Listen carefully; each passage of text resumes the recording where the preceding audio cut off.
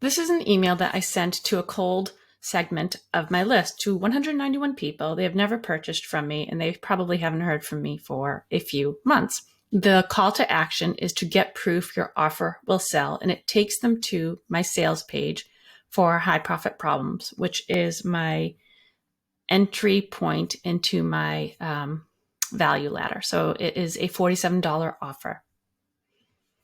The angle that I took is the way people are currently validating their offer by pre-selling it is ineffective, because when you're pre-selling your offer, what you're really testing is your messaging and your audience targeting.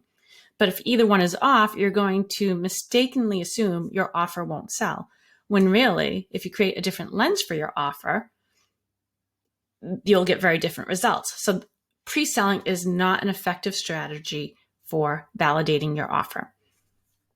But if they want an effective strategy, they can click Get Proof Your Offer Will Sell and check out High Profit Problems. All right, so then I'm going to go to Active Campaign, and I'm going to get my stats from here. And I go to my email leak detector, which you have access to if you own Leak Proof Copy. If you don't have access to it, you can check out Leak Proof Copy at leakproofcopy.com. So I select my industry, which is internet marketing, and I already plugged in my numbers to save time. The number of contacts I sent this to is 191, and I get that from over here in Active Campaign. So 191 contacts received this email. The number of contacts that opened it are 62. The number of contacts that clicked the link, my call to action, this right here, is 17. And the number of contacts who unsubscribed from this email is 4. So I plug those numbers into the leak detector, and then I come down here, and it shows me for each of the metrics I use to pinpoint leaks in my emails, how my performance compares to industry benchmarks. So for this industry here that I selected. My open rate, this is the percentage of subscribers I sent the email to who actually opened it. The open rate is 32%. Industry benchmark is 17%. It outperformed industry benchmarks. No leak detected. Unsubscribe to open rate. This is the percentage of people who opened my email and then clicked unsubscribe. About 6%. Industry benchmark is less than 1%. This is a leak detected. It underperformed in comparison to industry benchmarks. The leak detected is in the email body. Leak description is the copy does not match the audience's interest. And the next step is to further segment my list to ensure the email content is of interest to the subscriber. My click to open rate. So this is the percentage of subscribers who opened the email and then clicked on the call to action. Now, a lot of people look at the click to send rate instead of the click to open rate.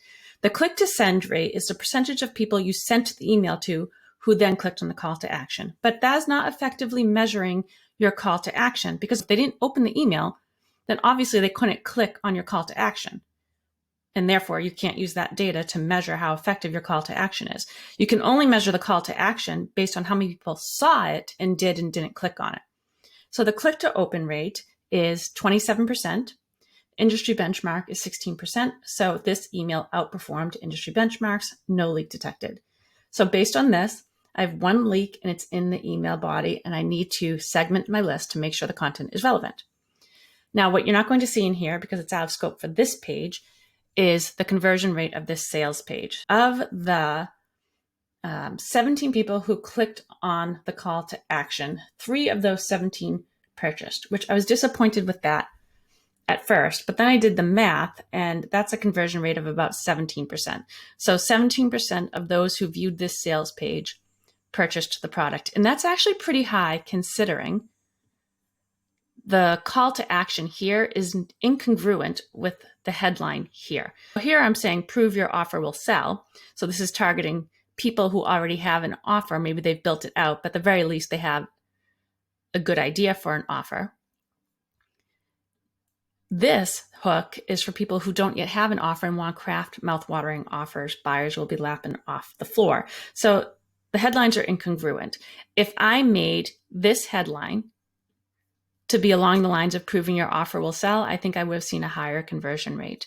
And this is also a good way to test hooks. So I know that this is a strong hook because my click to open rate is so high.